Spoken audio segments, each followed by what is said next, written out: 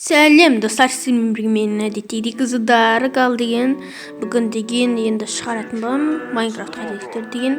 Ал міне Майнкрафттағы осындай жағдай болып қалды. Менде бірінші жағдай вообще блоктар көрмей қалған. Әдемі болды да, сіздерде осындай жағдайлар болды деп ойлаймын.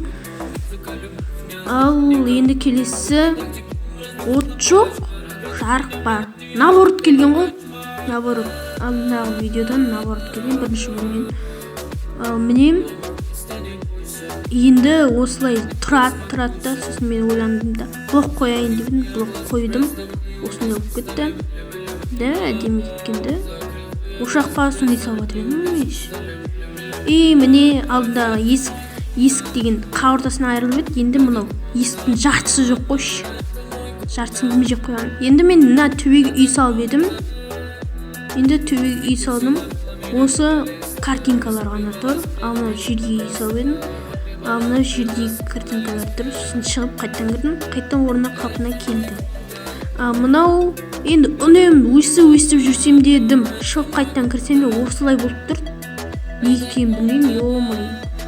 Мынау есік. Да, есік. Енді есікті жарып жатырмын мен. Қараңыздаршы. Сіздерде осындай болды ғой да. Міне есіктің несі тұр. Сонда есік мына жақта тұр. Қайттан ашып жапсам, қайттан орнына келеді. Міне қараңыздар, есіктің бейнесі тұр, елес сияқты. Да, зың еткен сіздерде болды ғой. Бірлікте болған шығар осындай. Ал келесі жағдай, мен қабырғалардан өтіп кетемін. Просто мен хакер сияқтымын да. Қабырғалардан өстіп жүріп, секіріп өтіп кете беремін ғой мен дегенше. Былай жүрсем де өтіп кетем. Жүгірсем де, секірсем де жердің астына да кіріп кетем ғой мен дегенше. Ё-май, міне жердің астына да кіріп кете беремін. Похилай, кіре беремін. Енді осындай. Да, мүмкін бағану жердің астына да кіріп кетем ғой мен дегенше.